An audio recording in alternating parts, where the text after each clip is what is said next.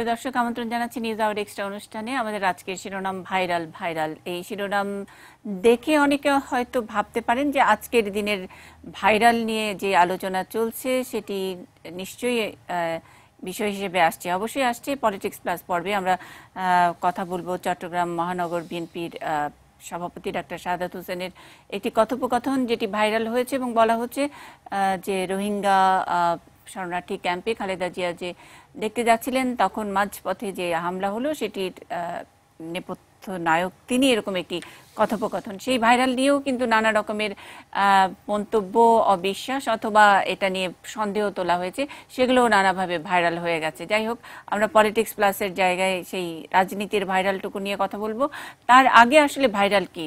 অনেকেই ভাইরাল বোঝেন 7 কোটি ফেসবুক ইউজার যারা আছেন, ইন্টারনেট ইউজার আছেন, তাদের মধ্যে 90% ফেসবুক ব্যবহার করেন এবং সেই ফেসবুকেই ভাইরালটা নানাভাবে ছড়ায়। ভাইরালটা ভাইরাস থেকে এসছে এবং সেই ভাইরাল, এই ভাইরাল আর ভাইরালের কি পার্থক্য সেটা নিশ্চয়ই আমরা আগে একটু দেখে নেব। তার আগে একটু পরিচয় করিয়ে দিই। আশরাফুল আলম খোকন আমাদের সঙ্গে আছেন, প্রধানমন্ত্রীর উপপ্রেস সচিব আছেন, সামাজিক গণমাধ্যম কর্মী আরিফ জেপ্তিক, সালমান মুক্তাদির এসে পৌঁছাবেন কিছুক্ষণের মধ্যেই আজকের অনুষ্ঠানে। তিনি ইউটিউবার, তার বিশেষণটি ইউটিউবার।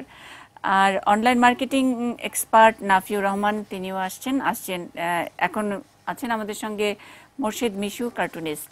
আমরা আগে একটু বুঝে নেই আসলে ভাইরালটা কি। একটা গানে এবং এই গানটি ব্যাপক ভাইরাল হয়েছে এবং এই গানটি দেখতে দেখতেই বুঝলাম যে ভাইরালের আসলে বাণিজ্যিক ব্যবহারটা কোথায় হয়। একটু গানটা দেখব।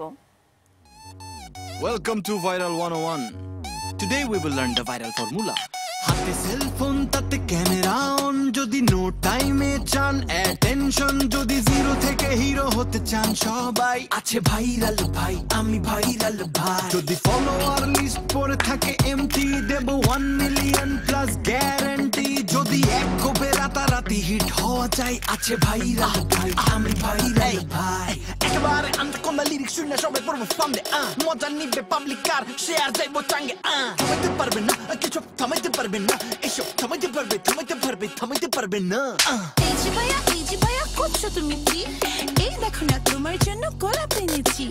এইটা আমি খামবো না, মাখবো আমার গায়ে। ভাইরাল হতে চাই আমি, ভাইরাল তাই। আরে হাতে সেলফোন তাতে ক্যামেরা অন, যদি নো টাইমে চান অ্যাটেনশন, যদি জিরো থেকে হিরো হতে চান সবাই আছে ভাইরাল ভাই, আমি ভাইরাল ভাই। যদি ফলোয়ার লিস্ট পড়ে থাকে এমটি, দেব 1 মিলিয়ন প্লাস গ্যারান্টি। যদি এক কোপে রাতারাতি হিট হওয়া চাই, আছে ভাইরাল ভাই, আমি ভাইরাল ভাই। আরে বাকি ছোট বড় সেলিব্রিটি স্ক্যান্ডেল হয়ে যাবে ফাটাফাটি, শুধু ক্যাপশনে হালকা সুরসুরি চাই, তাইলে ভাইরাল ভাই, আপনি ভাইরাল ভাই। গুন্ডামি গুটিবাজি ভাইরাল ভাই, ছোট কিটি বড় কিটি ভাইরাল ভাই। আব্বাই মারছে এটা ভাইরাল ভাই, নামের আগে হিরো দিলে ভাইরাল ভাই। বিগ বিগ টেন্ডার ভাইরাল ভাই, ড্রাগনের আন্ডা ভাইরাল ভাই, মশার কামড়ে জ্বর ভাইরাল ভাই। এটা গানে গানে রোস্টিং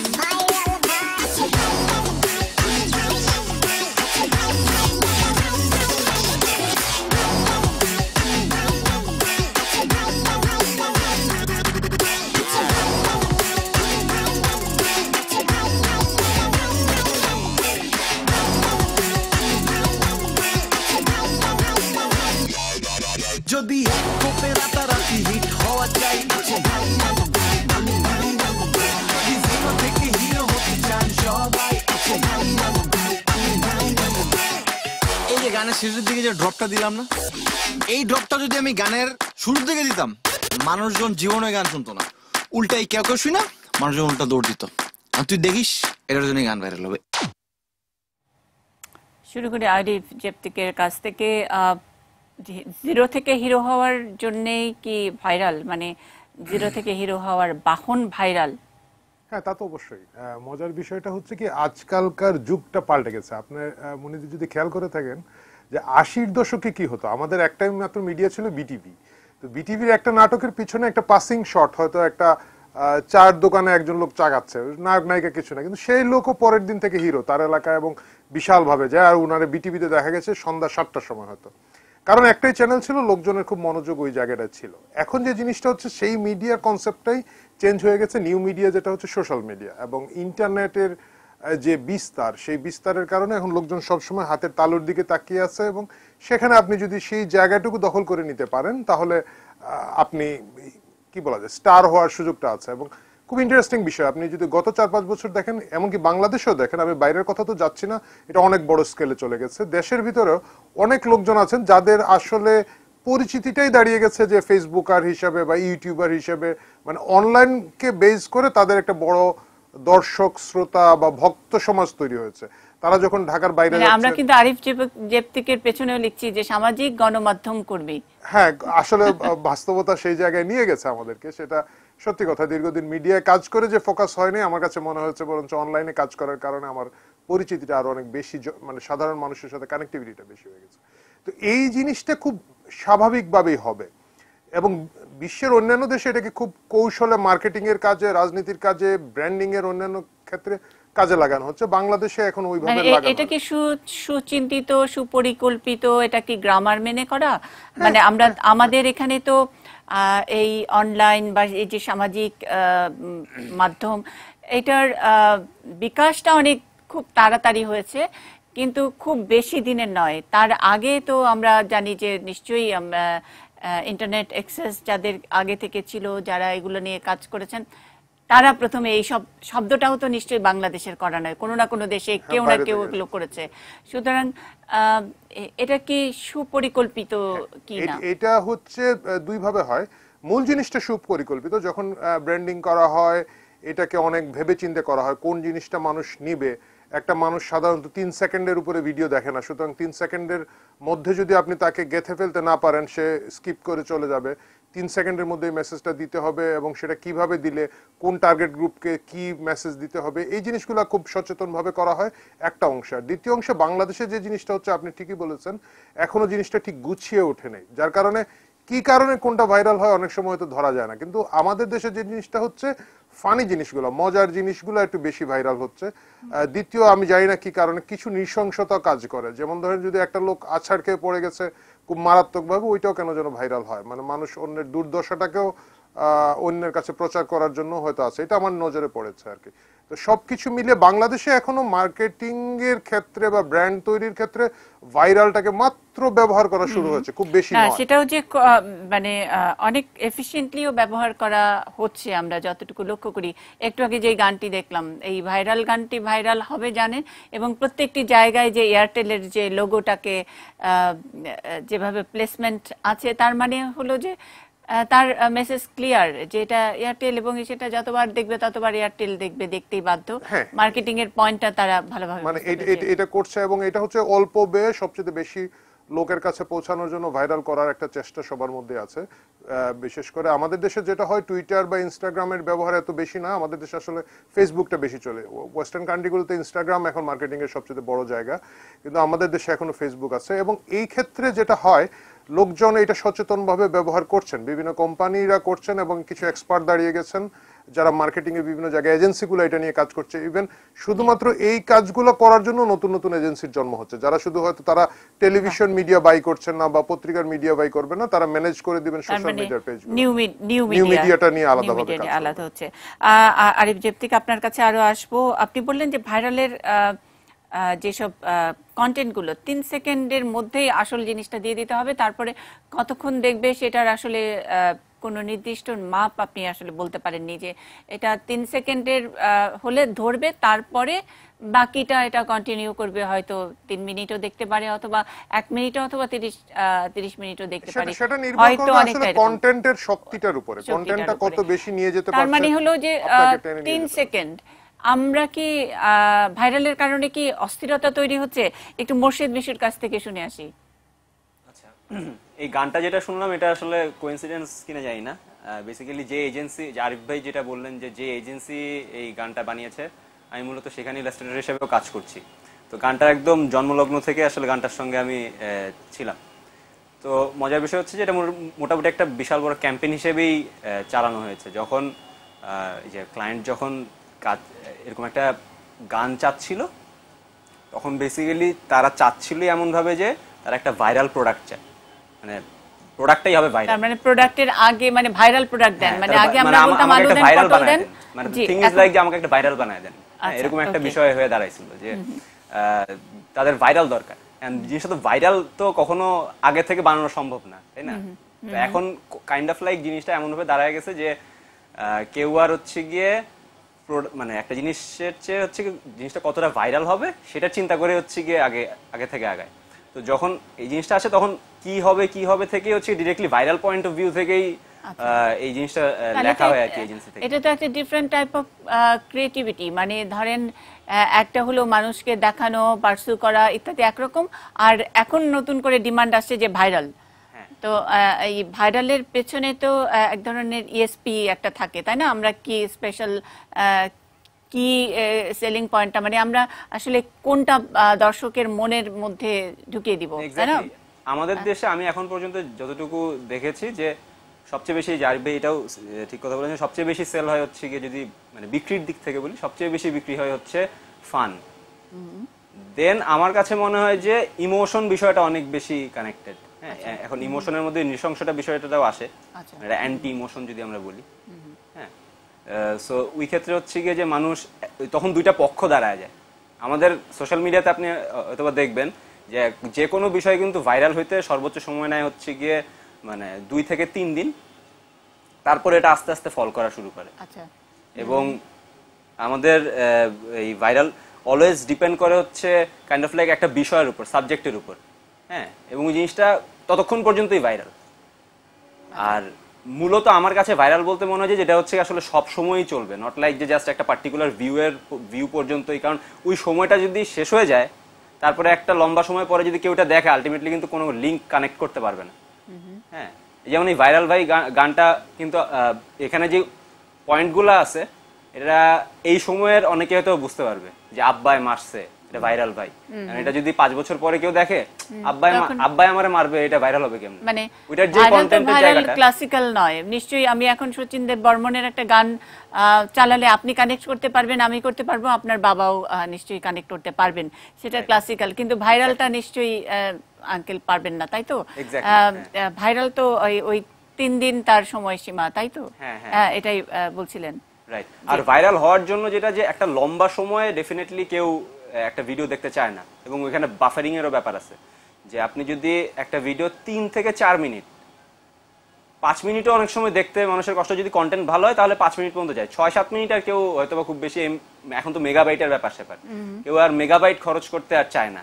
হ্যাঁ, সো ইউজুয়ালি যেই এই ধরনের কন্টেন্ট বানানোর চিন্তা করেন, অলওয়েজ ট্রাই করেন হচ্ছে 5 থেকে 7 মিনিট। এবং আমার কাছে মনে হয় আমার প্রশ্নটা এটাই ছিল যে 3 মিনিট, তার মানে আসলে আমরা খুব অস্থির। এক্স্যাক্টলি, আমরা কিন্তু অলওয়েজ স্ক্রলিং এর উপরে থাকি, আমাদের থাম্ব অলওয়েজ হচ্ছে কি উপরের দিকে হপিং জাম্পিং, আমরা পিং পং বলের মতো এটা দেখছি, ওটা দেখছি, সেটা দেখছি, নানান ভাইরাল। আর ভাইরাল তো একটি সামাজিক মাধ্যমে একবারে, বাংলাদেশে আমি বলছি তো, একটি জিনিস ভাইরাল একবারে হচ্ছে না, তো সেটা তো হাজার হাজার লাখ লাখ জিনিস ভাইরাল হচ্ছে একই সঙ্গে। তো সেইখানে আপনারা যারা ভাইরালে আক্রান্ত হন, ভাইরাল দ্বারা আকৃষ্ট হন, ভাইরাল দ্বারা মানে ভাইরাল যাদেরকে ক্যাচ করে, মানে ধরে নেয়, তাদের কি অস্থির করে ফেলে না? অস্থির করে কিনা আমার কাছে মনে হয় না। আসলে যদি আমি আমার পয়েন্ট অফ ভিউ থেকে দেখি অ্যাজ এ কার্টুনিস্ট, আমার কাছে মনে হয় যে যাক, নতুন একটা টপিক পেলাম কয়েকটা দিন কার্টুন আঁকার জন্য। হ্যাঁ, সো এটা হচ্ছে আমার পয়েন্ট অফ ভিউতে হচ্ছে কি ওকে, এটা আমার একটা পয়েন্ট, এই পয়েন্ট নিয়ে যেমন ধরেন এখন হচ্ছে কি আমার কাছে মনে হয় সবচেয়ে হট টপিক হচ্ছে একটা পেঁয়াজের দাম 5 টাকা। হ্যাঁ, সো এটা হচ্ছে কি এখন মোটামুটি একটা ভাইরাল কন্টেন্ট। হ্যাঁ, যে কেউ হচ্ছে কি যদি এখন পেঁয়াজ নিয়ে কিছু করতে চায়, 5 টাকায় পেঁয়াজ, পেঁয়াজের দাম, একটি পেঁয়াজের দাম 5 টাকা, এটা কি ভাইরাল হবে বলে আপনি মনে করেন? এটা আপনি কার্টুন করেন, এই জন্য আপনি সুন্দর এটাকে হাত পা দিয়ে পেঁয়াজের গায়ে টাকা পয়সা এঁকে আপনি একটা কিছু করতে পারেন, বাট এটা একটা সোশ্যাল অ্যাওয়ারনেসের ব্যাপার যে আসলে কেন, কি হলো আমাদের, একটি পেঁয়াজের দাম 5 টাকা কেন হবে, এটা কি সেই মতো করে ভাইরাল হবে কিনা? ওই যে মার্কেটিং অ্যাঙ্গেলের কথা যদি কেউ চিন্তা করে, যদি এটার সঙ্গে শায়েস্তা খানের আমলের সঙ্গে মিলায়, যদি কেউ হচ্ছে গিয়ে ওই পেঁয়াজকে ওই আমলের সঙ্গে নিয়ে গিয়ে, ইভেন হয়তো পেঁয়াজের ট্রেডিং যদি কেউ হচ্ছে গিয়ে ডায়মন্ডের সঙ্গে করার চিন্তা ভাবনা করে, তখনই কিন্তু জিনিসটা, কারণ একটা পেঁয়াজ 5 টাকা মানে তো মোটামুটি এটা সোনা রূপা হীরা কার্টুন করলে কার্টুনটা ভাইরাল হবে, কিন্তু সামাজিক সচেতনতার ব্যাপারে যদি ধরেন বাংলা ট্রিবিউন একটা এরকম একটি ছোট্ট রিপোর্ট করলো, সেটা নিশ্চয়ই পড়তে 3 মিনিটের বেশি সময় লাগার কথা নয়,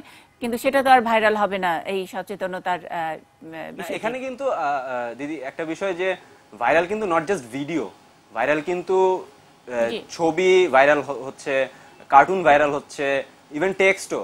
আমাদের অনেক ফেসবুকে লেখালেখি কারণে এমন অনেককে আমরা চিনি, যেমন যে আরিফ ভাই আছেন, আরিফার হোসেন আছেন, হ্যাঁ, ইভেন যে সালমান মুক্তাদির থেকে শুরু করে এমন অনেকেই আছেন, কাশাফাদ্দুজা নোমান, ইশতিয়াক ভাই, এরকম অনেকেই আছেন যারা হচ্ছে ফেসবুকে জাস্ট এক একটি স্ট্যাটাস লিখেন এবং সেগুলোও কিন্তু ভাইরাল হয়ে যাচ্ছে। হ্যাঁ, সো ভাইরাল কিন্তু কন্টেন্ট হিসেবে শুধুমাত্র আমার কাছে মনে হয় যে জাস্ট ভিডিও কিংবা গানই যে শুধু ভাইরাল হবে তা কিন্তু না। যদি ওটার মধ্যে জোর থাকে, যদি কন্টেন্টের মধ্যে জোর থাকে, যে কোনো কিছুই পসিবল, যে সবার কাছে ছড়ানোটাই বেসিক্যালি ভাইরাল। বলছেন কন্টেন্টের মধ্যে যদি জোর থাকে, আসলে এই কন্টেন্টের জোর, এই বিষয়টি তো একটু আপেক্ষিক, কোনটা জোর আর কোনটা বেজোর অথবা কোনটা কম জোর, সেগুলো নিয়ে নিশ্চয়ই আমরা কথা শুনবো। আশরাফুল আলম খোকন কি বলবেন? আমরা মানে সাংবাদিকতার একজন ছাত্র হিসেবে আমি আশরাফুল আলম খোকনের কাছে জানতে চাই, কন্টেন্টের জোর যেগুলো ভাইরাল হয়, মানে যেটা মিশুর কাছে জোর সেটা খোকনের কাছে জোর কিনা, অথবা আরেকটি পত্রিকার একজন এডিটর তার কাছে কিরকম? ধন্যবাদ দিদি আপনাকে। বিষয়টা হচ্ছে কি, ভাইরাল আসলে কোনটা হবে এটা কিন্তু আপনি যদি দেখেন যে ভাইরা বলেছেন, সেটা হচ্ছে কোনো স্বাভাবিক জিনিস কিন্তু ভাইরাল হয় না। যত ভালো কন্টেন্টই হোক না কেন, এটা গুণগত মান যত ভালোই হোক না কেন, এটা কিন্তু ভাইরাল হয় না। ভাইরাল হয় কোনটা দেখবেন, যে জিনিসটা একটু অস্বাভাবিক, যে জিনিসটা একটু আকর্ষণীয়, কিংবা আপনার আমার সবার কাছে কাঙ্ক্ষিত বিষয় যেটা হয়, সেটাই কিন্তু ভাইরাল হয়ে যায়। কিংবা ধরেন আমার একটা বিষয় হচ্ছে, ধরেন আপনার যে ওনারা বলেছেন যে ইউটিউব শুধু ভাইরাল হয় না, যে ভিডিও শুধু হবে না, অনেক তথ্য ভাইরাল হয়ে যায়। আপনার হচ্ছে অনেক ছবি ভাইরাল হয়, বেসিক্যালি ছবিগুলোই বেশি ভাইরাল হয়। আপনার যেমন আপনি দেখবেন যে এই যে ভাইরালগুলো হয়, দেখবেন যে অনেক ক্ষেত্রে এগুলো অনেক প্রতিবাদ হিসেবে কাজ করে, কিংবা ধরেন অনেক স্লোগান হিসেবে কাজ করে। প্রতিবাদ যেরকম একটা, ধরেন আপনার বাংলাদেশে অনেক মিডিয়া রয়েছে, ধরেন পত্রিকা রয়েছে, অনলাইন রয়েছে, টিভি রয়েছে, অনেক মিডিয়া রয়েছে, কিন্তু একটা গ্রামে কিংবা একটা মফস্বল এরিয়াতে একটা বাচ্চা কিংবা একজন নারী, হ্যাঁ, একজন যে সুবিধা বঞ্চিত সমাজের মধ্যে, সে নির্যাতনের শিকার হয়েছে, এরকম কিছু একটা হয়েছে। এটা কোনো পত্রিকায় আসেনি, কোনো মিডিয়াতে আসেনি, কোনো আপনার সংবাদ মাধ্যম যেটা আমাদের প্রাতিষ্ঠানিক সেটার মধ্যে আসেনি। তখন কিন্তু সোশ্যাল মাধ্যম, যে সামাজিক গণমাধ্যম, এটা সিটিজেন জার্নালিজমের প্ল্যাটফর্ম হিসেবে এটা ব্যবহৃত হয়, এখানে তুলে দেওয়া হয়। কিন্তু সব নট নেসেসারিলি যে বাল্যবিবাহ বন্ধ হলো সেটা কি সেই অর্থে ভাইরাল হয়েছে। যদি আমরা অন্য আরেকটা, যে এপ্রিলের কান্নাটা যতটা ভাইরাল হয়েছে, আমরা বলছি যে ভালো কন্টেন্ট। আপনি ধরেন, আপনি বিষয়টা দেখেন যে এই যে এই এপ্রিলের কান্না যেটা আপনার যেটা কন্টেস্ট, বিউটি কন্টেস্ট ছিল, এই প্রোগ্রামটা কিন্তু এই কন্ট্রোভার্সিয়াল বিষয়টা আসার আগে কিন্তু এই প্রোগ্রামটা নিয়ে বাংলাদেশের, আমি গ্যারান্টি দিয়ে বলতে পারি 90% লোক জানতো না এটা, যে এরকম একটা প্রোগ্রাম হচ্ছে, লাক্সারিয়াস প্রোগ্রাম কিংবা এরকম প্রোগ্রাম দিয়ে হচ্ছে। যখন এটা নিয়ে কন্ট্রোভার্সি তৈরি হলো, মানে আপনি দেখবেন যে এই প্রোগ্রামটার যদি যারা আয়োজক ছিলেন, তারা অনেক বিজ্ঞাপন দিয়েছেন, অনেক মিডিয়া ওদের সাথে ছিলেন, অনেক কিছু ছিলেন, কিন্তু এটা কিন্তু পাবলিক জানতো না। যখন এটা কন্ট্রোভার্সি তৈরি হয়েছে, যখন এইগুলো সামাজিক মাধ্যমে এসেছে, অথবা ভাইরাল কন্টেন্ট তৈরি করা হয়েছে, ডেলিভারিটলি হোক আর যে করে হোক, যে কোনো কারণে হোক না কেন, মানে দৃষ্টি আকর্ষণ করতে কিন্তু সক্ষম হয়েছে যে না, এরকম একটা প্রোগ্রাম বাংলাদেশে হয়েছে। এবং এটার মাধ্যমে কিন্তু অনেক কিছু বেরিয়ে আসছে। আপনার আয়োজকদের অব্যবস্থাপনা বলেন, কিংবা আমাদের ধরেন জাজমেন্টের যে বিষয়গুলো, কিংবা ওদের যে আপনার আয়োজকরা জাজদের উপর যেরকম একটা প্রভাব রাখে কিংবা প্রভাব বিস্তার করে, যে এই বিষয়গুলো সবগুলো কিন্তু এই সামাজিক, এগুলো পত্রিকার আগে কিন্তু সামাজিক এই সোশ্যাল মিডিয়াতে কিন্তু বেরিয়ে আসছে। সো ভাইরালের কিন্তু অনেক পজিটিভ দিকও আছে। আপনার আমাদের অনেক, কিন্তু আপনারা দেখবেন যে অনেক ভাইরাল, মানে একটা বিরাট ব্যাপার। আমরা যদিও বলছি যে এটি 3 দিনেই শেষ হয়ে যায়, অথবা ভাইরাসের মতো এত ঠুনকো, কিন্তু এটার মানে এলাকা একটা বিশাল প্রসেস। শুধু ভাইরাল, এটা ভাইরাল না, আপনি দেখবেন যে আমাদের সোসাইটিতে, আমাদের বেসিক্যালি আমাদের সাবকন্টিনেন্টে অনেক ইস্যুস আছে, অনেক গুরুত্বপূর্ণ ইস্যুস কিংবা হট ইস্যুস 2 দিন পরে মানুষ মনে রাখে না, আরেকটা ইস্যু সামনে চলে আসে। মানে আমরা গোল্ডফিশ মেমরি, আমরা গোল্ডফিশ মেমরি অনেক আপনি ক্ষেত্রে দেখবেন। আর আরেকটা হচ্ছে কি, যেমন প্রতিদিন অনেক নতুন নতুন জিনিস আসে বলেই আমরা গোল্ডফিশ মেমরি হয়ে যাচ্ছি। সেটা একটা গবেষণার বিষয় যে আসলে এটা আসছে আমার হচ্ছে বেসিক যে জায়গাগুলো আছে এমন হতে পারে যে ভাইরাল যেগুলো হচ্ছে সেগুলো আমার বেসিক জায়গা না, আমার বেসিক জায়গা হলে কিন্তু আমি ভুলে যাব না। এক্স্যাক্টলি, কিন্তু বেসিক জায়গাগুলো আসলে ভাইরালের জায়গায় পড়ছে কিনা। একটা ছোট্ট বিরতি, ভাইরাল নিয়ে আমরা অনেক কথা শুনবো, অনেক মজার উপস্থাপনা নিশ্চয়ই আছে ভাইরাল নিয়ে। আমাদের ভারতে আমরা জানি যে হিরো আলমের কথা নিশ্চয়ই জানি। সেই হিরো আলম বিখ্যাত হয়েছেন তার আপলোড করা ভিডিওগুলো ভাইরাল হয়ে যাওয়ার কারণে, এবং সেটা নিয়ে আসলে ইন্ডিয়াতেও এক ধরনের প্রোগ্রাম করা হয়েছে। আরেকজন হিরো আলমের এই কন্টেন্টটা নিয়ে নিজের মতো করে নিজে হয়তো বিখ্যাত হবার অথবা সেটা ভাইরাল করবার চেষ্টা করেছেন। নানান দিক আছে ভাইরালের, নিশ্চয়ই থাকছেন আমাদের সঙ্গে।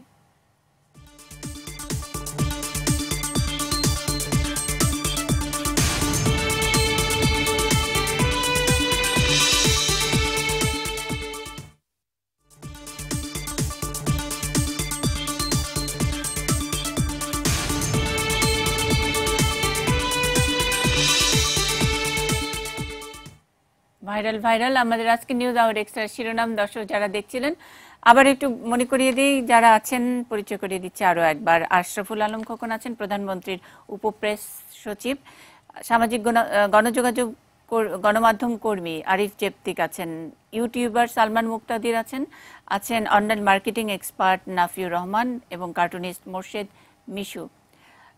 আমি একটু সালমান মুক্তাদিরের কাছে চাই। ইউটিউবার একটি বিশেষণ কিভাবে হলো? স্টার্টিংটা হয় আসলে 2013 সালের শেষের দিকে, যখন আমরা স্কুল কলেজ শেষ করে রিয়েলাইজ করলাম যে টিনেজ বা ইউথ যাদেরকে বলে তারা অনেক ফ্রাস্ট্রেটেড বা ডিপ্রেসড। এই ওয়ার্ডটার সাথে অনেক বেশি পরিচিত ছিল, যে কে কি করেছে, কার বাসায় কি হচ্ছে, কার রিলেশনশিপের কি অবস্থা। তো তাদের লাইফের যে টাইমটা প্রোডাক্টিভ না হয়ে এইভাবে যে মানুষের ব্যাপারে কথা বলে তারা নষ্ট করছিল, আই রিয়েলাইজ যে এমন কিছু কেন না করে যেটা হচ্ছে হ্যাপিনেসটাকে আরেকবার ফিরিয়ে আনে। সো ভিডিওর মাধ্যমে আমরা আসলে শুরু করেছি এইভাবে যে মানুষের জীবনে ওই লাইটনেসটাকে, ওই হ্যাপিনেসটাকে আরেকবার ফিরিয়ে আনতে আর কি। তো এইভাবে আসলে আমাদের স্টার্টিংটা হয় প্রথমে। এবং ইউটিউবে আপনি নানা রকমের ভিডিও আপলোড করতে থাকেন এবং সেইভাবে আপনার পদবি হয়ে গেছে, বিশেষণ হয়ে গেছে ইউটিউবার। জি জি, তাই তো? কিছুটা ওরকমই বলা যায়। আচ্ছা, সেগুলো কি পরিমাণ ভাইরাল হয়েছে এবং ভাইরাল করার জন্য কি কি পদ্ধতিতে আপনি গেছেন?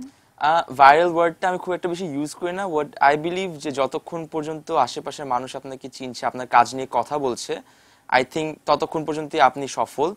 ভাইরাল এখন আমরা একটু আমি ব্যাখ্যা করে বলি। জিনিসটা হচ্ছে যে মার্কেটিং টার্মের দিক থেকে এই ভাইরাল ওয়ার্ডটা একটু কনফিউজিং হয়ে গিয়েছে। আসলে ভিউ বেশি হইলেই যে ভাইরাল, কথাটা ভুল। ভাইরাল জিনিসটা হচ্ছে ভাইরাসের মতো ছড়ায় যায় পুরা। সো কোনো একটা কাজ করলে যখন সেটা নিয়ে মানুষ কথা বলতেছে, অনেক এঙ্গেজমেন্ট বাড়তেছে, তখন সেটা ভাইরাল। ভিডিওর ভিউজ কিন্তু আপনার প্রমোশন করেও বাড়ানো যেতে পারে বা কোনো একটা স্ক্যামিং করেও বাড়ানো যেতে পারে। দ্যাট ডাজন্ট মিন যে ওই ভিডিওটা ভাইরাল হয়ে গিয়েছে। আমাদের বেলায় উই ওয়ার লাকি এনাফ যে আমাদের ভিডিওগুলো মানুষ অনেক রিলেট করতে পারতো, সেগুলো নিয়ে কথা বলতো, শেয়ার দিত, অনেক বেশি কমেন্ট করতো, আমাদেরকে বিভিন্ন অর্গানাইজেশন বা ইনস্টিটিউশনে ডাকা হতো।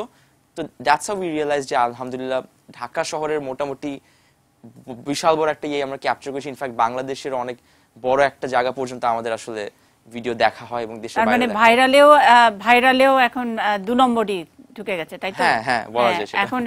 এবং আপনারা অনেক অল্প বয়স এবং আপনিও ওরকম করে বলছেন যে আপনাদের সময় ওরকম ছিল ভালো কন্টেন্ট, অথবা আপনারা যেগুলো তৈরি করতেন সত্যি সত্যি সেটার ভিউ ছিল, সেই নর্মাল ভিউ, ভাইরাল ছিল ওইটা। আর এখনকার সময়, তার মানে আপনি একটু বড় হয়েছেন, এখন যারা করছে সেটা একটু নানাভাবে বুস্টিং ইত্যাদি নানান কিছু করে ফেক ভাইরাল হয়ে যাচ্ছে। সুতরাং মার্কেটে এই জিনিসটা অনেক প্রচলিত, যে ক্লিক ফার্ম বলে যেগুলোকে। তো সেখান থেকে আসলে এরকম ইজিলি লাইকস বা ভিউজ পাওয়া যায়। আচ্ছা আচ্ছা, সেটাই। লাইক এবং ভিউ এন্ড শেয়ার, এগুলারও তো একটা বিশাল বাণিজ্য, বিশাল ব্যবসা। নিশ্চয়ই নাফি এটা নিয়ে আমাদেরকে একটু বোঝাবেন। আসলে এখন সোশ্যাল মিডিয়া মার্কেটিং বা অনলাইন মার্কেটিং এগুলো এখন খুব ইম্পর্টেন্ট একটা ফ্যাক্টরে পরিণত হয়েছে যে কোনো ধরনের কোম্পানি বা ইন্ডাস্ট্রির জন্য। তো লাইকস এখন ম্যাটার করে, যে আপনার লাইকস বেশি বা আপনার ভিডিওতে ভিউজ বেশি মানে আপনার অথরিটি বেশি। সো এইটা এক ধরনের মানে স্ট্যাটাসে পরিণত হয়েছে। মানুষ এখন এটাই ফিল করে যে আচ্ছা এই পেজটা যদি লাইক বেশি থাকে তাহলে অবশ্যই এরা নিশ্চয়ই খুব ভালো একটা প্রোডাক্ট দিচ্ছে কিংবা ভালো কোম্পানি দিচ্ছে, এক ধরনের একটা সাইকোলজিক্যাল ব্যাপার আর কি। এই ক্ষেত্রে অনলাইন মার্কেটিং বা এই যেগুলো সালমান বলছিলেন যে অনেকভাবে বুস্ট করে বাড়ানো যায়, সেটাও অনেকে অ্যাপ্লাই করে, আবার অনেকে কিন্তু খুব রিয়েলিস্টিক ওয়েতে বা স্ট্র্যাটেজিক্যাল ওয়েতেও এই কাজগুলো করে। আপনি বলছেন যে এগুলো ফ্যাক্টর, এই ফ্যাক্টরগুলো কতটা মানে কত তাড়াতাড়ি চেঞ্জ হয়ে যায়? কত তাড়াতাড়ি চেঞ্জ হয়ে যায় এটা আসলে ডিপেন্ড করে যে আমি কি ধরনের মানে কন্টেন্ট বা কি ধরনের প্রোডাক্ট দিচ্ছি আলটিমেটলি। আচ্ছা, সেই ক্ষেত্রে যারা প্রোডাক্ট দিচ্ছেন, যারা এখানে তাদের প্রোডাক্ট শো করার জন্য, মানে যারা আপনারা মার্কেটিং করছেন, অনেকে আসলে এখানে আকৃষ্ট হচ্ছে, তার প্রোডাক্ট বা তার প্রোডাক্টের ছবিটাও সেখানে দিচ্ছে, তাহলে তারা আসলে কিসের উপরে স্টে করবে, এখানে থাকবে কিভাবে? আচ্ছা, হয়তো আমরা কোনো ধরনের গিমিক করে বা কিছু একটা করে সাময়িক সময়ের জন্য অনেক মানুষকে অ্যাট্রাক্ট করতে পারি, কিন্তু মানুষ তখনই স্টে করবে যখন প্রোডাক্ট আর ওই সার্ভিসটা ভালো হবে। কিংবা ধরেন আমি যদি ইউটিউবে, আপনি বলছেন যে ইউটিউব বা ফেসবুক ইত্যাদিতে সেই প্রোডাক্টটা ভালো হবে, রাইট? যেটাই হোক, সেটা হতে পারে ভিডিও, অর্থাৎ আমি হয়তো কোনো একভাবে আমার ভিডিওতে অনেক মানুষ অ্যাট্রাক্ট করলাম, কিন্তু আমার যদি আসলে আমার ভ্যালু না থাকে ভিডিওতে, কিংবা আমার যেই কন্টেন্ট আমি দিচ্ছি সেটাতে যদি ভ্যালু না থাকে, আলটিমেটলি মানুষ কিন্তু এটাকে মনে রাখবে না আর স্টেও করবে না। আচ্ছা, আপনাদের এই ধরনের কন্টেন্ট মার্কেটিং এর চ্যালেঞ্জ সবচেয়ে কি? এই ধরনের মার্কেটিং চ্যালেঞ্জ আসলে ওই কন্টেন্ট মেকিংটাতেই। আমাদেরকে আলটিমেটলি গোলটা হচ্ছে, যদি আমি লং টার্ম কিছু একটা করতে চাই, তাহলে অবশ্যই আমার কন্টেন্ট ভালো হতে হবে বা আমার প্রোডাক্টটা ভালো হতে হবে। তো সেই জন্য মানে quality content maker or quality content producer, এটা হচ্ছে আমাদের আসলে বড় চ্যালেঞ্জ। ওকে, এগুলো তো গেল আসলে বাণিজ্যের ব্যাপার, মানে এই ভাইরাল ইউটিউবার ইত্যাদি হয়েও যে না অন্য রকমের একটা উপার্জন করা যায়, সেটার একটা দিক, কিন্তু এটা আমাদের কিন্তু সামাজিকভাবে একটু ভাবিয়ে তুলছে না? আমি একটু হিরো আলমের ছবি দেখব এবং হিরো আলমকে নিয়ে ভারতে করা একটা ছোট্ট ভিডিওর অংশ একটু দেখাবো। His name is Hero Alom. What? Hero Alom. He is a Bangladeshi superstar, self-proclaimed superstar, so to say. And yes, girls are crazy. So he made some music videos. Show me that picture. So yes, what is your first thought seeing him? Creep. He is too ugly to be, so that girls should go crazy after someone like this. His nose is very funny.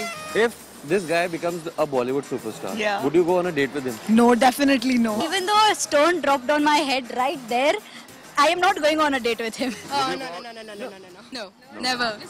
No. আমরা বুঝতে পারছি যে ভারতের একটি video content এটি, এবং বাংলাদেশের hero আলমের ছবি দেখিয়ে মেয়েদের সঙ্গে কথা বলছিল। আমার ধারণা যারা দেখছেন আজকের এই অনুষ্ঠানটি, তারা হিরো আলমকে চেনেন, অথবা আরেকবার একটু মনে করিয়ে দেব কি হিরো আলমকে, তিনি বাংলাদেশের গ্রামের প্রত্যন্ত এলাকার, সম্ভবত তিনি বগুড়ার দিকে, একেবারেই খুবই সাধারণ সাদামাটা একজন মানুষ। তার শখ, তিনি কেবল নেটওয়ার্কের কাজ করেন এবং নিজে করে শখ করে তিনি ভিডিও বানান এবং নিজেই হিরো বলেছেন, এবং হিরো বলে তিনি তার কিছু ভিডিও নিজে তৈরি করেন এবং সেটা আপলোড করেন। অনেক দীর্ঘদিন ধরে তিনি করছিলেন। হঠাৎ করে তার এইসব ভিডিও কারো না কারো চোখে পড়ে, তারপর ভাইরাল হয়, তারপর হিরো আলম ভাইরাল এবং হিরো আলমের একটা ক্রেজ তৈরি হয়। কিন্তু হিরো আলমের এই কন্টেন্ট, এটা কি বাংলাদেশের ভিডিও কন্টেন্টের মানে আসল চেহারা? এটা কি বাংলাদেশের স্ট্যান্ডার্ড? অন্তত ভারতের ভিডিওটা দেখে আমাদের কিছুটা গায়ে লাগে, মানে কিছুটা অপমানিত বোধ করি। এইসব নিয়ে নিশ্চয়ই তরুণরা কথা বলবেন। হিরো আলমকে একটু মনে করিয়ে দিই।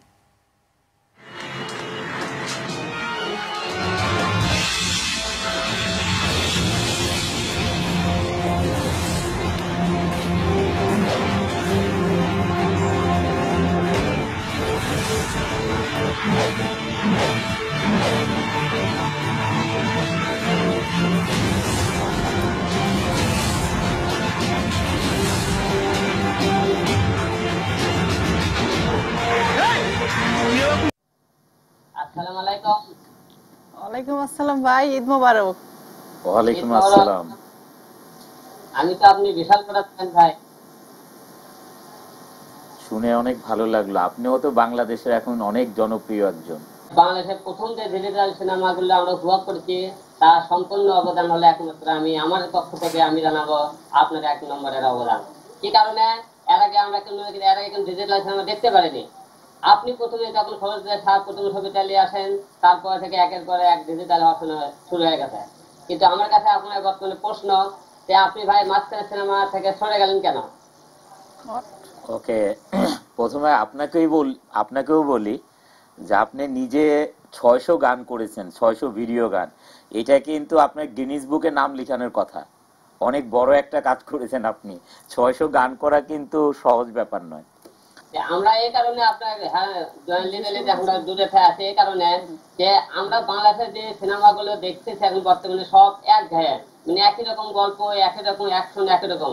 আর আপনার সিনেমাগুলো আমরা ব্যতিক্রম করতে অ্যাকশন, ব্যতিক্রম কোনো গান, ব্যতিক্রম এইরকম কিন্তু অনন্ত জলিলের মধ্যে দ্বিতীয় অনন্ত জলিল কিন্তু বাংলাদেশে আর কেউ হবে না। কিন্তু এর মতো কিছু ভাই পলিটিক্স করেন নাকি ভাই? আপনার কথা টানের মধ্যে একটু ছোঁয়া আছে, মানে খুব এক্সপার্ট, ভাষণ টাষণ দেওয়া খুব এক্সপার্ট আপনি ভাই। অনন্ত জলিলের কোনো গানে আপনি শুটিং করেছেন?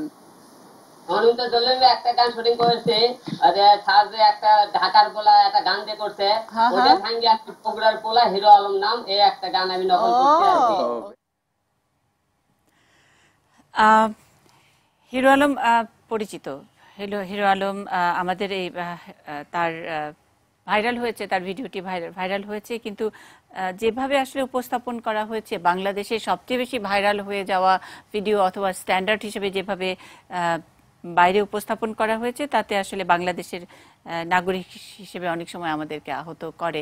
আমি একটু আরিফ জেপ্তিক মাথা নাড়ছেন, এটার নিশ্চয়ই বিরোধিতা করছেন। মানে কেন আহত করবে সেটাও আমি বুঝলাম না, কারণ ইন্ডিয়ার কোথায় কে একটা ক্যামেরা নিয়ে সবাইকে হিরো আলমের ছবি দেখাচ্ছে। না, আমি ঠিক সেটা বলতে চাইনি যে আমাদের আসলে কন্টেন্ট, ওকে আপনারা বলেছেন যে অনেক মজার কন্টেন্ট, ভালো কন্টেন্ট। আপনি মনে দিয়ে জিনিসটা খেয়াল করেন, আমরা হিরো আলমকে আপনি যেভাবেই নেন তাকে সব রেসপেক্ট দিয়ে আমি বলছি, হিরো আলমকে বাংলাদেশের শাকিব খানের রিপ্লেসমেন্ট কেউ করছে না। আপনি এটা বাস্তবতা।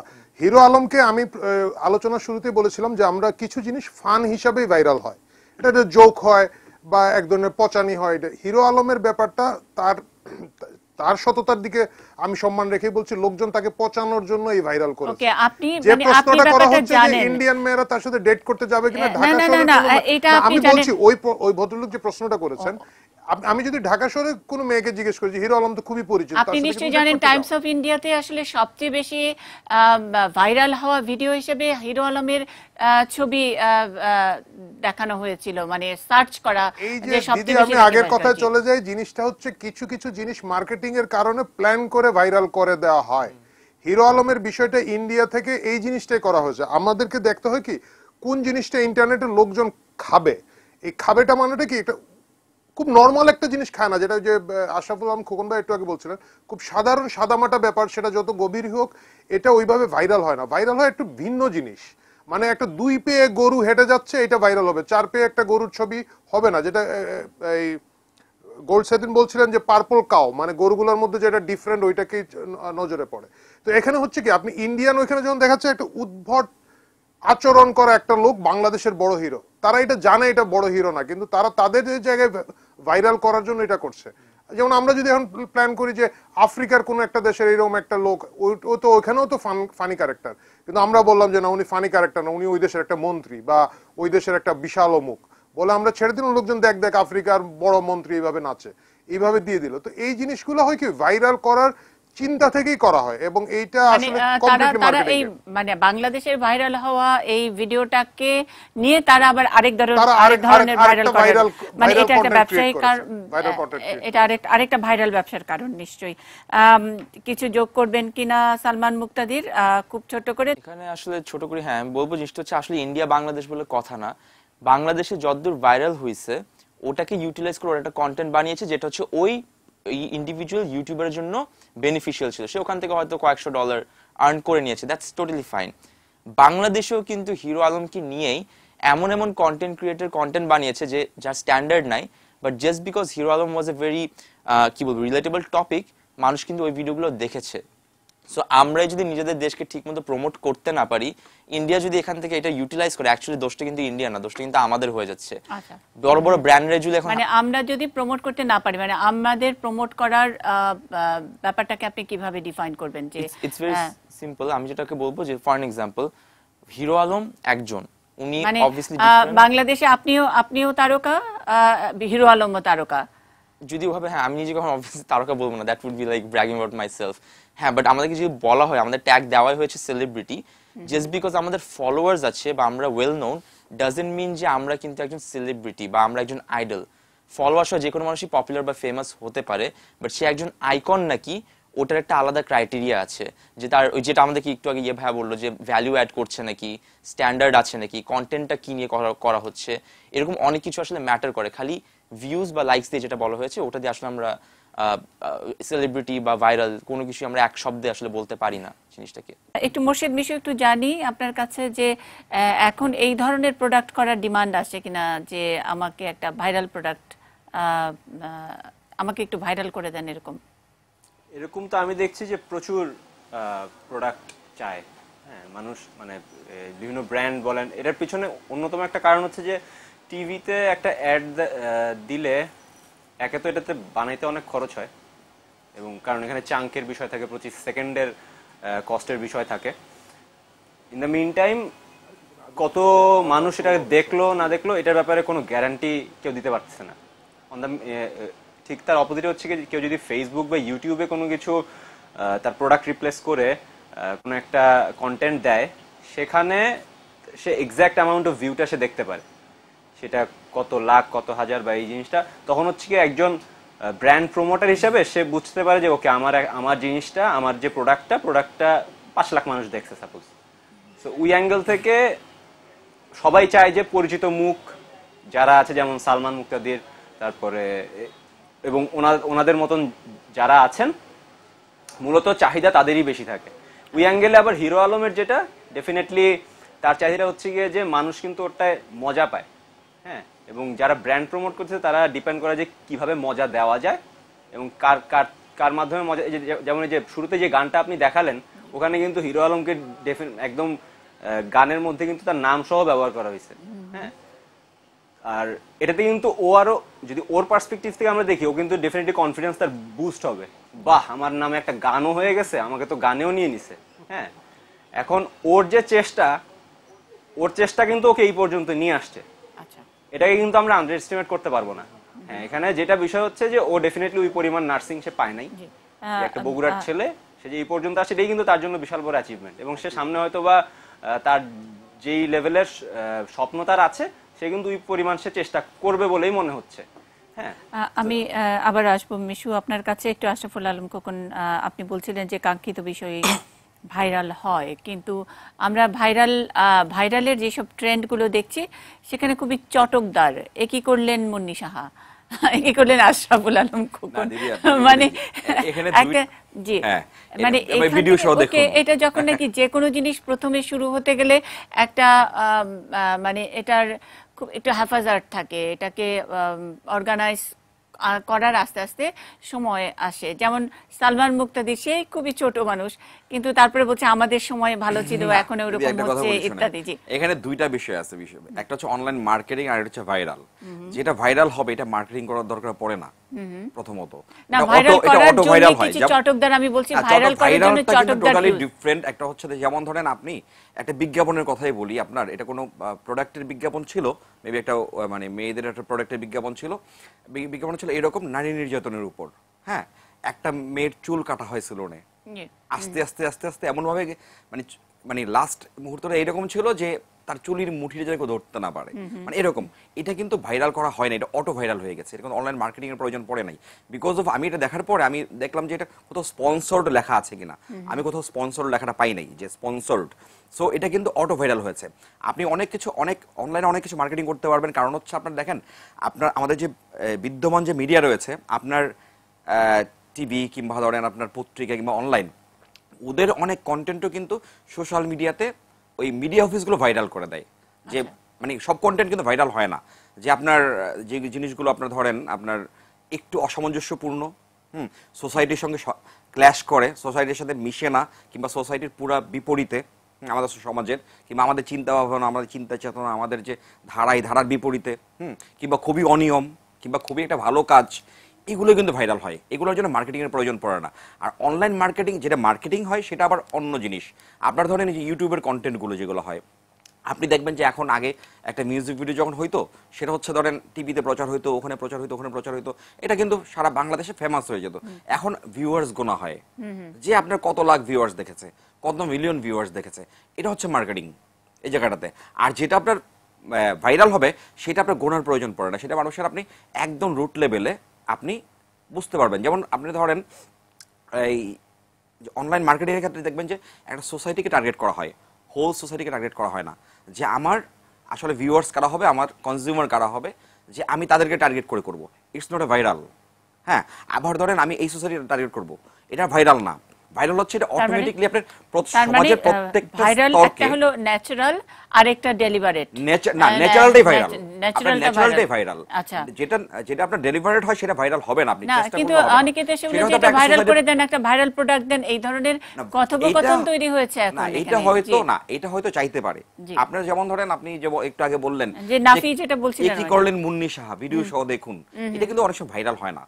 এটা একটা সোসাইটির মধ্যে পৌঁছে, একটা ইউটিউবের একটা কিংবা ধরেন এই সেটা তো একটা রাস্তা, একটা তরিকা, যে এরকম একটা কিছু রগরগে একটা জিনিস করলেই সবাই হুমড়ি খেয়ে পড়বে। নিশ্চয়ই নাফি আমার সঙ্গে একমত হবেন কিনা, মানে একটু রগরগে, একটু অন্য টাইপের যে আকৃষ্ট করার। জি নাফি, আসলে এই ধরনের জিনিস, মানে যেগুলো বললেন যে একটু রগরগে জিনিস কিংবা একটু কন্ট্রোভার্সিয়াল কিছু একটা বলে মানুষকে অ্যাট্রাক্ট করে আসলে প্রথমে যেটা টার্গেট করা হয় যে একটু শেয়ার নিয়ে নেওয়ার, বা প্রচুর শেয়ার হবে কিংবা মানুষ ক্লিক করে একটু আসবে। সো এটা অনেকেই করেন, যেটা আনএথিক্যাল প্র্যাকটিস অবভিয়াসলি। তো হ্যাঁ, এটা করা হয়। আবার আমি মানে এটাই তো বেশি, আমরা ইউটিউব সার্চ করলে বাংলাদেশে থেকে যেসব কন্টেন্ট করা হয় তার মধ্যে এই ধরনের রগরগে জিনিসই তো অনেক বেশি। নাফিয়া, আপনারা তো টিউটোরিয়াল দেন যে কিভাবে আসলে ভাইরাল করতে হবে, অথবা মানে গুড প্র্যাকটিস, সেগুলোর কিছু প্রমোশন, মানে আপনি কিছু দেন, আপনি টিপস দেন, কিছু কি বলবেন আমাদের দর্শকদের জন্য? আসলে আমি এখানেও একটু সালমানের সাথে একটু আমি অ্যাগ্রি করব যে আসলে আমরা যখন মার্কেটিং করি তখন ভাইরালটা আসলে আমাদের টার্গেট থাকে না, কিংবা ভাইরাল যেটা করার কথা সেটা আসলে মার্কেটিংয়ের টার্গেট থাকে না। প্রধান উদ্দেশ্যটা থাকে মানুষকে কন্টেন্টের সাথে এঙ্গেজ করানো। তো এঙ্গেজ করানোর প্রথম ইয়াটাই হচ্ছে যে আমাকে এমন একটা কন্টেন্ট দিতে হবে যেটা দেখে মানুষ, বা যেটা জানার পরে মানুষ এটার সাথে ইন্টারঅ্যাক্ট করা শুরু করবে। অর্থাৎ সে হয়তো তার ফ্রেন্ডকে জানাবে যে তুমি এটাও দেখো, কিংবা সে একটা কমেন্ট করবে, করে আমার ফিডব্যাক দিবে। তো এটা উদ্দেশ্য নিয়ে যখন করা হয় তখন সে ধরনের কন্টেন্ট ইনক্লুড করা হয়। তখন সেটা যদি আমার আর্টিকেল হয় তাহলে ওরকম কিছু একটা ইনক্লুড করা হয় যেটা কমেন্ট বাড়াতে সাহায্য করবে, কিংবা শেয়ার করাতে সাহায্য করবে, বা শেয়ার বাড়াতে সাহায্য করবে। হয়তো স্টোরিটাও সেভাবে ডেভেলপ করা হয়, ভিডিওর ক্ষেত্রে সেরকম কিছু কন্টেন্ট অ্যাড করা হয় যেটা মানুষ দেখতে পছন্দ করবে এবং আরেকজনকে দেখাতে পছন্দ করবে। তো এটা একরকম টিপস। এছাড়াও ইউটিউবের ক্ষেত্রে যদি বলি, টাইটেল, থাম্বনেইল, এগুলোর প্রতি একটু জোর দিতে হয়। এখানে আমি বলবো না যে আনএথিক্যাল প্র্যাকটিস করে কিছু, বাট অনেক কিছু করে মানুষকে অ্যাট্রাক্ট করানো যায়। আমার কন্টেন্টে যদি ভ্যালু থাকে, আমি টাইটেলে একটা মজাদার কিছু বললাম, তো সেটা দেখে মানুষ আসলো, আসার পরে অ্যাকচুয়ালি ওটা হয়তো ভিডিওতে পেলো এবং সাথে এক্সট্রা কিছু ভ্যালু পেলো। তো এটা হবে হচ্ছে আমি বলবো যে গুড প্র্যাকটিস এবং গুড রিয়েল মানে মার্কেটিং হবে। আচ্ছা, রিয়েল মার্কেটিং পর্যন্ত আমরা একটু থামি নিউজ আওয়ার এক্সট্রার আলোচনার মধ্যে। আশরাফুল আলম খোকন যেটা বলছিলেন যে যেটা আসলে স্বাভাবিকভাবে ছড়ায় সেটাই ভাইরাল, কিন্তু এর বাইরেও আমরা যেই ভাইরালের যে ফেনোমেনন দেখছি, সালমান মুক্তাদির বললেন যে তার সময়ে রিয়েল ভাইরাল ছিল, এখন এখানে ফেক ভাইরাল, বুস্টিং ইত্যাদি নানান কিছু হয়েছে। ভাইরালের নানা রকম ইউজও হয়েছে, পলিটিক্যাল ইউজ কি হচ্ছে না, এরকম একটি প্রশ্ন রেখে নিউজ আওয়ার এক্সট্রা শেষ করছি। এই প্রশ্নের উত্তর খুঁজবো পলিটিক্স প্লাসে। থাকুন এটি নিউজের সঙ্গেই।